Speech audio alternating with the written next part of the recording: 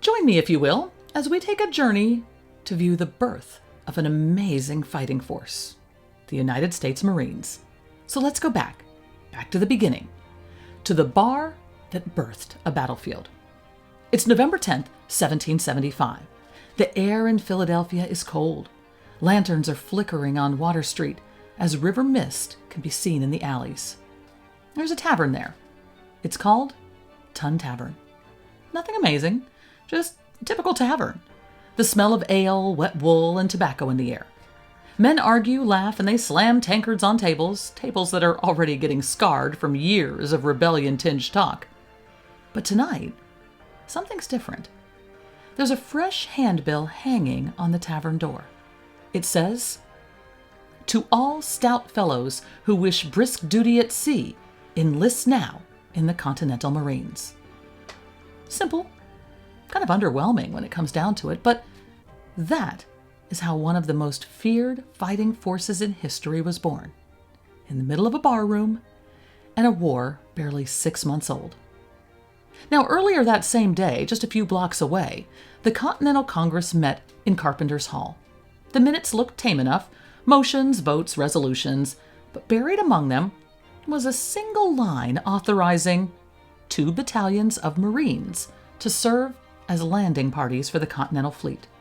It was bureaucratic on paper, but revolutionary in practice. The delegates understood the math of war. Soldiers fight on land, sailors fight at sea. But someone has to fight in between. The British had their Royal Marines. Well, if America meant to challenge the Empire, she needed her own sea soldiers, men who could shoot straight on deck, board ships in a storm, or storm a beach under fire. The ink dried, the gavel fell, and an entirely new breed of American fighter quietly came into existence. But now came the hard part, finding them. Philadelphia in 1775 pulsed with rumor and rebellion. Taverns were the nerve center. Equal parts newsroom, recruitment office, and neighborhood bar. Tavern stood at the heart of it all. Just steps from the Delaware River, sailors docked nearby, merchants argued over taxes, revolutionaries debated treason between rounds of porter. Think of it as the social media of its time. And recruiters knew that was the place to cast their nets. Tavern wasn't just famous, it was more infamous. Freemasons had held their meetings there. The St. Andrew's Society toasted its first Scotch whiskey under its roof. Even Ben Franklin's volunteer firemen drank there after long nights on the bucket line. So when a new military unit needed men brave enough, or reckless enough, to fight the world's greatest navy, this was the place to look. The man Congress tapped to raise the force was Samuel Nicholas, a respectable Philadelphia Quaker with good manners, good money, and a problem. Quakers preached pacifism. Yet here was Nicholas, a riding instructor and gentleman, suddenly asked to build a corps of fighters for a rebellion.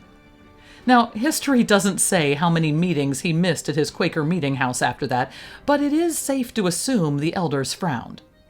Nicholas was perfect for the job, though, precisely because of who he knew.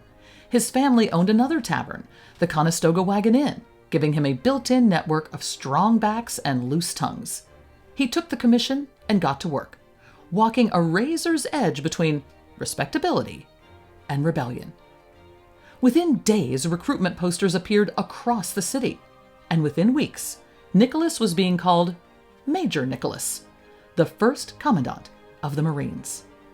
Picture the sign-up scene.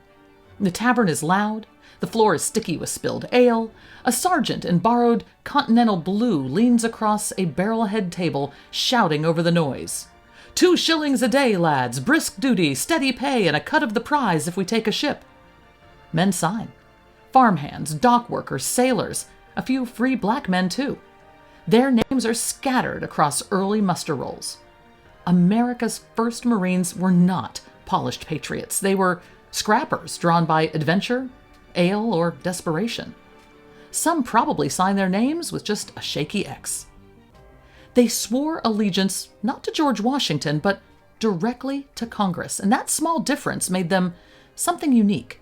They weren't soldiers, they weren't sailors, but they were a weapon forged for the in-between. And Nicholas, he drilled them hard. He knew discipline would be their armor. He also knew their reputation would travel faster than a musket ball. Sailors whispered about the new green-coated men who prowled the decks like watchdogs. Marines guarded powder magazines. They broke up fights, and they kept mutiny from spreading in the cramped hell of a warship. They were Congress's enforcers, equal parts soldier and sheriff. They weren't loved, but they were feared, and that was exactly how Nicholas wanted it. Every great origin story carries a contradiction, and the Marines' first was that a Quaker pacifist led the birth of America's most aggressive military corps. Nicholas never renounced his roots, but he also never apologized. His orders were clear, his duty chosen. If peace required protection, then someone had to be willing to draw the sword first. When news of the new corps reached London, British officers scoffed. "Sea soldiers raised in a tavern," one wrote, "they'll drink themselves to death before they ever fight." And they couldn't have been more wrong. Congress outfitted Nicholas's men in whatever it could find, which happened to be a cache of green coats with white facings. They were originally meant for riflemen, but the Marines didn't complain. The color made them stand apart. The first batches drilled on Philadelphia's wharves, practicing boarding maneuvers, musket volleys, and bayonet charges. By winter, they were ready for service aboard the fledgling Continental Navy. And their first test would come sooner than anyone expected. But that's another story, one that begins not in a tavern, but in the turquoise waters of the Caribbean. Before we get to that, let's talk a little more about Tun Tavern and what happened to it. Unfortunately, the birthplace of the Marine Corps didn't live forever. Frankly, it didn't even make it too long after the Revolution. The tavern burned down in the early 1800s. Its exact site is long lost between layers of modern Philadelphia, but luckily, the legend outlived the lumber. For Marines, it became sacred ground. And each year, on November 10th, they toast not just the Corps, but the tavern where their lineage began. Let's take a closer look at the identity of the Marines in the beginning, their discipline, and the justice they doled out. I'll take you back to 1776. You're now aboard a continental warship. The air is thick with tar, salt, and sweat. The deck groans under the weight of cannon, ropes, and restless men. Somewhere below, a fiddle plays as sailors keep time with tin cups. And then, the music stops. A door opens. Boots strike the planks in crisp unison.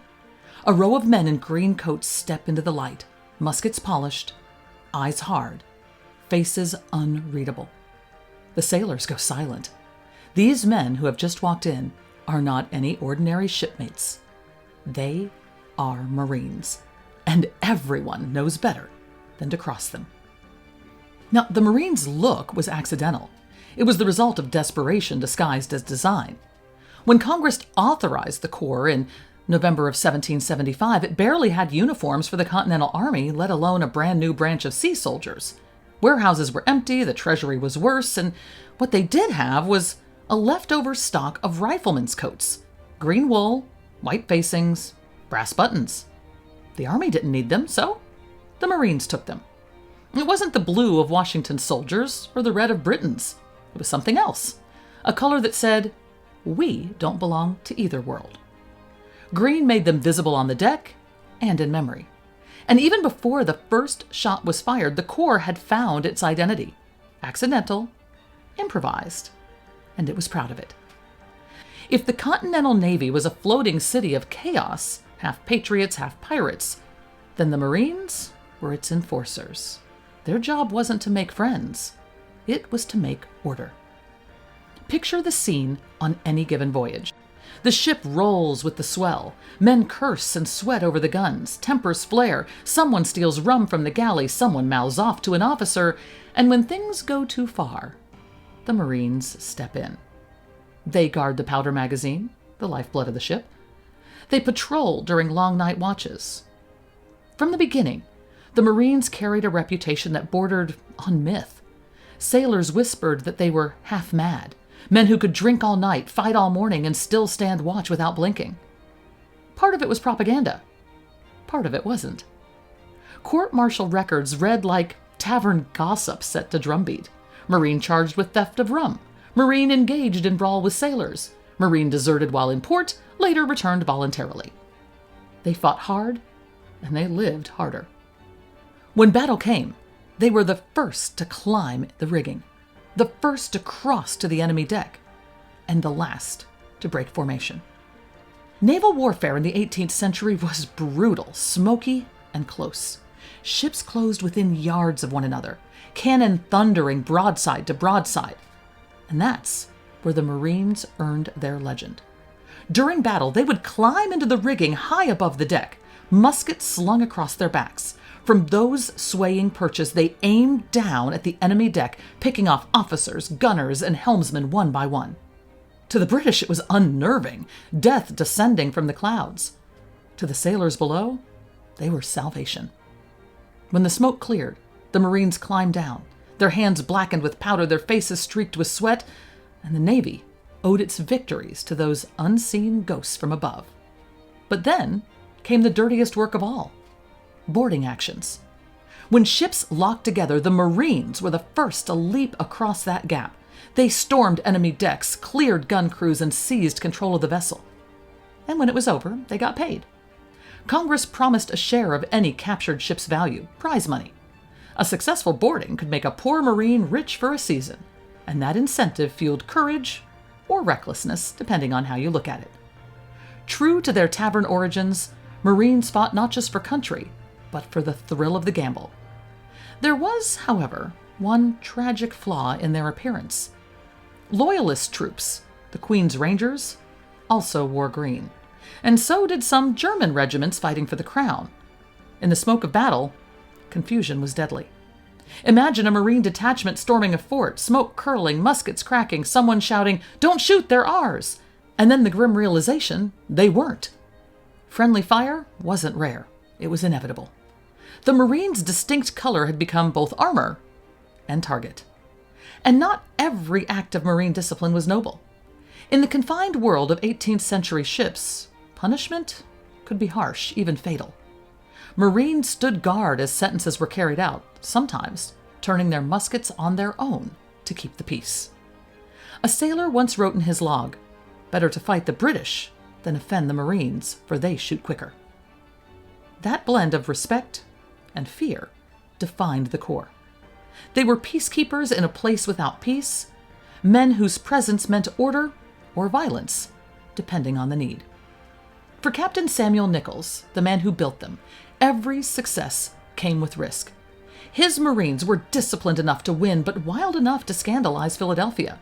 Letters home hinted at his exhaustion. The Corps' reputation was already becoming its legend, equal parts fear and fascination. But Nicholas knew what few others did. Chaos had purpose. If the Navy needed backbone, the Marines were its spine. Unbending, unafraid, and unrepentant. Their pay was marginally better than that of Continental soldiers, just enough to make it tempting for restless men. But money wasn't the only thing that kept them. It was the identity, the sense of being something different. By the time 1776 turned to 1777, their legend had outgrown the tavern where it began. They were the green-coated ghosts of the Revolution, not polished, not perfect, but unforgettable. Now the Marine story shifts to the Caribbean. It is March 1776. The Caribbean sun is brutal as the Continental fleet creeps toward the Bahamas. On the deck of the flagship Alfred, men wipe sweat from their faces, green coats sticking to their backs, muskets glint, and powder barrels sit ready. This isn't a trade voyage. It's a crime in progress, one planned by Congress itself, and the target, gunpowder. Back in Boston, Washington's army is starving for ammunition. They have muskets, they have courage. What they don't have is powder. You can't fight an empire with empty powder barrels. Enter Essex Hopkins, a seasoned Rhode Island seaman with a bold streak and a bad temper. Congress names him the first commander-in-chief of the Continental Navy and hands him a nearly impossible order: sail south, strike the British where it hurts, and bring back supplies. Hopkins studies his maps, eyes narrowing on one tiny British outpost, New Providence Island in the Bahamas. The rumor is that 200 barrels of powder sit in its forts practically undefended. He smiles, we'll take it.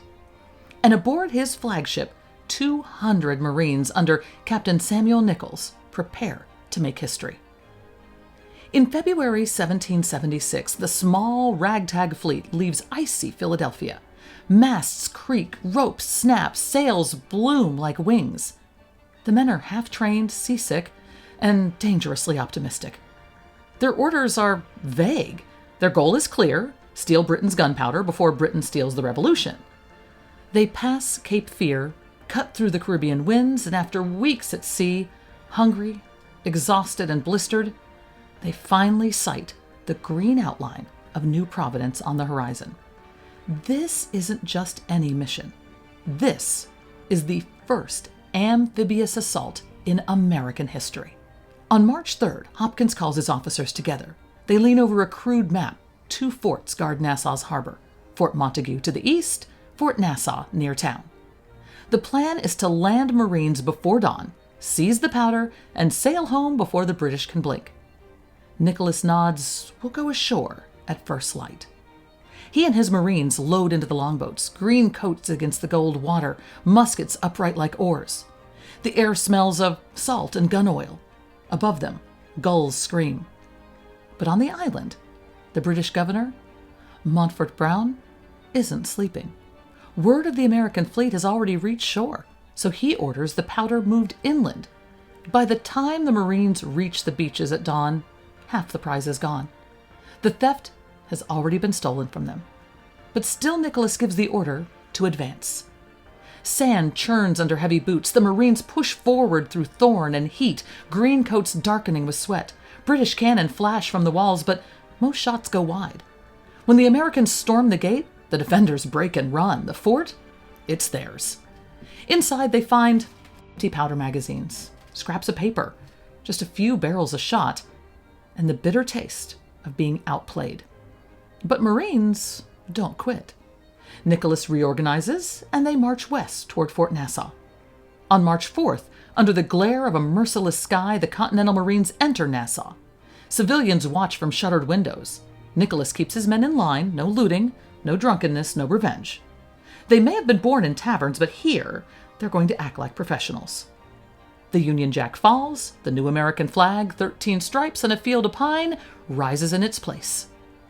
Inside Fort Nassau, they find what the British left behind: 88 cannon, 15 mortars, a haul of shot and other supplies. No powder, but plenty of victory. For a corps that had existed less than 4 months, it is a staggering debut. No one could have predicted it, least of all the British. A few men are wounded, but none killed. A handful of defenders are captured. The first amphibious raid in U.S. history ends not in slaughter, but in success. Nicholas enforces discipline so strictly that even the British governor is impressed. Civilians are treated with respect. Property is returned, prisoners are fed, and when Brown finally surrenders, Nicholas lets him sail home. If this was war, it was war with manners. The kind that makes enemies whisper, "Who are these men?"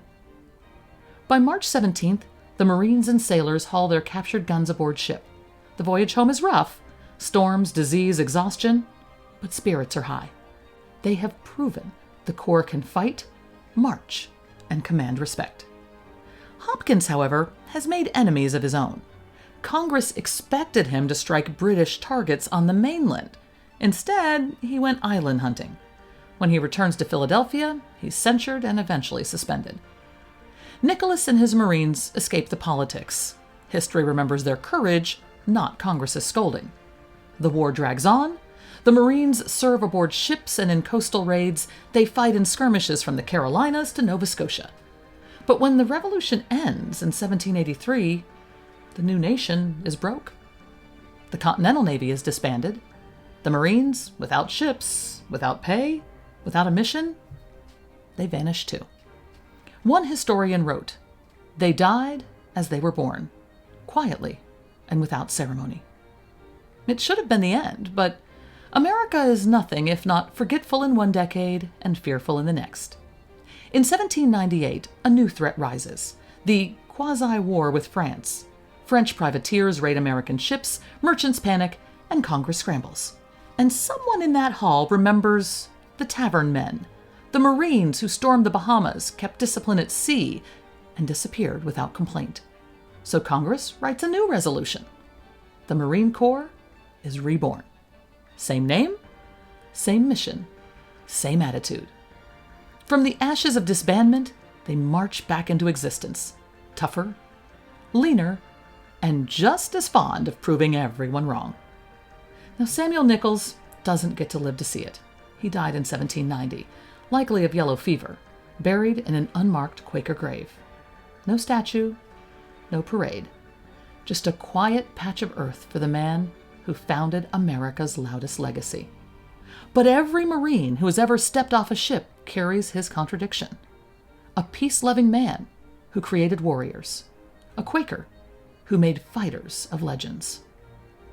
Born in a tavern, they stormed their first beach before the ink even dried on their commissions. They vanished once, only to come back meaner. The green coats are gone, the leather caps replaced by the white covers of modern dress blues, the muskets by rifles, and the wooden decks by steel, but the DNA is still the same.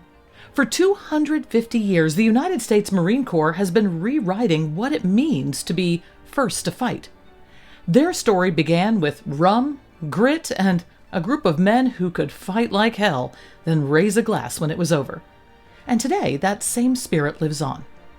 I'm joined by Corporal Chris Coons, who has been a modern Marine infantryman and also is the director of the Pennsylvania Military Museum, where he steps into the green coat of the Continental Marines. Now, Chris, the Marine Corps we picture today, that polished, disciplined, unbreakable, well, that started very differently. It was born in a bar, and somehow I feel that spirit may have never left. Do you feel the early spirit still survives in the modern Corps? Absolutely. Especially, you mentioned born in the bar. That very much is the spirit of the United States Marine Corps, the United States Marine. When we're off duty, we like to embody the whole work hard, play hard mentality. We're a rough and tumble group of guys. Usually, the typical Marine is in the early 20s, especially for the lower enlisted guys. And we very much like to go out to bars, partake in drinking, as the old sailors and Marines love to. But then, when it comes to actual work, if you look at how the Continental Marines conducted themselves at the time, yes, they very much loved to go to bars. Yes, they were recruited out of Ton Tavern. But when it comes down to it, we are very good at our job, and we have no problem being professional when we're actually going to work. And the first Marines were scrappers. They were tough, undisciplined, but deadly when it mattered. Do you see that same fight in today's Marines? Especially in terms of being scrappers and hard chargers and all. If you read the original the advertisements and read about the journal entries where they talk about recruiting Continental Marines, they're very much looking for that rough and tumble, ready to go kind of attitude. And just like anyone else in the Continental Army, the Continental Navy, the Marines typically were the lower class, the people who just needed a job. But you could still very much tell they had that revolutionary spirit. The rebellion was very much something that they were interested in and they believed in. And so that when they took that into combat, they were very much a rough and tumble sort of group. And that's absolutely how it is still today. Marines, especially infantry Marines, when I was in, pretty much all we do day in and day out, besides cleaning and janitorial work, is we practice MCMAP, Marine Corps Martial Arts Program. We go to the field, we go to the rifle range, and we're always ready to go, ready to get in a fight now if need be. And from the beginning, the Marines have been, different. They existed in their own space. They were connected to the Navy, but they were undeniably independent. So do you think that independent spirit still defines the Corps? People love to poke fun at us saying, yeah, you're still part of the Navy. Well, we are, but we're our own branch. We have our own identity. And along with that, we have our own history and traditions. We share a lot of traditions with the Navy, but we are very much kind of like the individual redhead stepchild of the military, where we are hyper focused on going into combat. When you go to Parris Island or San Diego, so I was an East Coast Marine. I went to Parris Island. Day one, they tell you every Marine is a rifleman, and they make you remember the mission of the Marine Corps Rifle Squad, which every single Marine is able to recite from memory at any point during their Marine Corps career. So we are very hyper focused on being the individual, being the combat ready branch. So you finished your time in the Marine Corps and now you're a military historian. So why is the historical connection so important to those who serve? I like to say there's kind of two, the intangible and the tangible aspects of military history.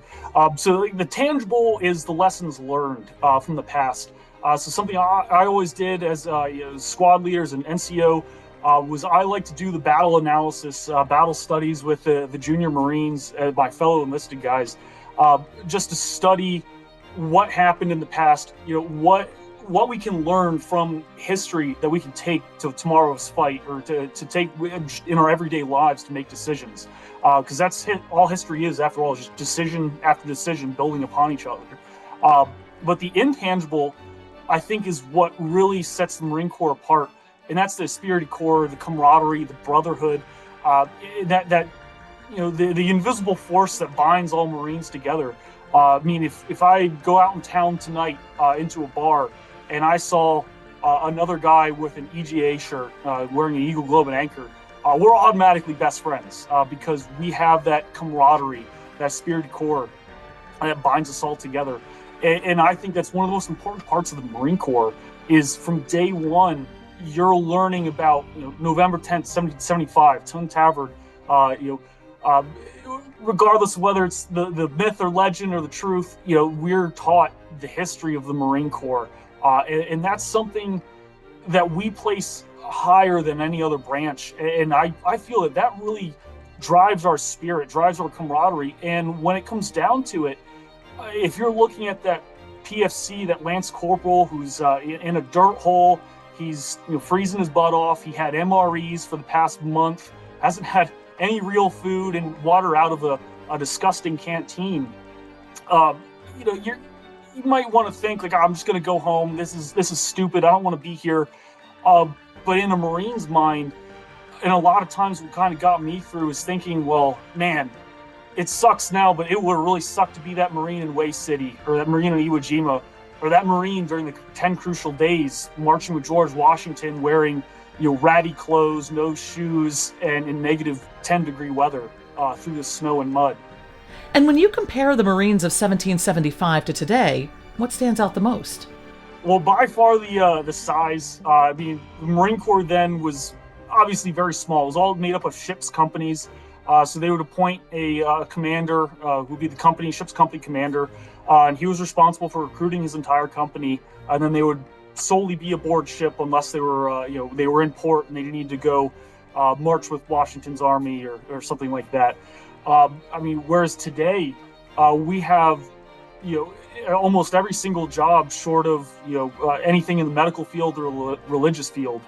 You could be an artilleryman, you could be infantry, you could be a tanker, you could be, you could be administrative personnel, you could be a pilot, you could be crew chief. Definitely the scope of the Marine Corps and also the mission. Again, back 250 years ago, Marines were mainly a police force aboard their ship that they were assigned to, and then they would engage in naval combat and amphibious warfare every once in a while. Where the Marine Corps has gone through a bunch of mission changes over the years, and now we are America's expeditionary force in readiness. So we are ready to go project power across the globe at any moment. All right, now, after 250 years, what hasn't changed at all? Definitely the esprit de corps. You read a lot of journal entries. In fact, I was just reading one that was written by the Marine Corps History Division not too long ago.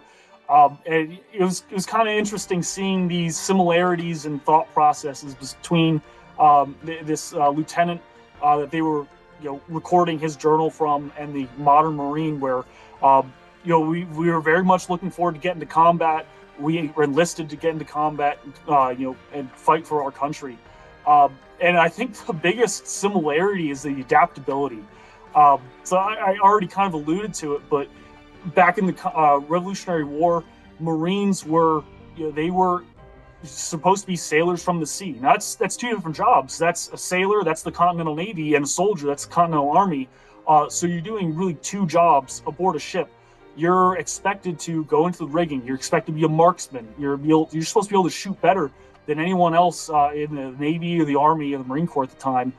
You're also expected to be a police force. You have to guard the ship, guard the crew, prevent mutinies. You have to be an artillerist. In fact, a bunch of Marines, after the 10 crucial days, they would stay with the Continental Army because they were trained in artillery. So they would have to adapt to whatever was asked of them. And that's still the same today. You don't have a Marine who's going to tell you, that's not my job. I'm not going to do that. If you tell a Marine to do something, they're going to figure out a way to do it. It might not be the best way to do it, but we'll get it done. If you could bring one of those original Continental Marines forward in time and show him what the Corps has become, what do you think his reaction would be? I think he would be flabbergasted. It's just absolutely astounded at, first of all, the Marine Corps is still here. The Marine Corps was disbanded at the end of the Revolutionary War. In fact, a lot of ships companies would kind of dissolve, fade away throughout the war. They would be melded over into the Continental Army. I don't know if the average Marine necessarily knew that the Marine Corps is going to continue on past the Revolutionary War. But I would say they would certainly probably be a little astounded that the Marine Corps is still there. And the giant fighting force that we are today. Now, giant to them, relatively small compared to the rest of the branches. So I think that would be pretty astounding. And personally, I would hope that they would feel proud.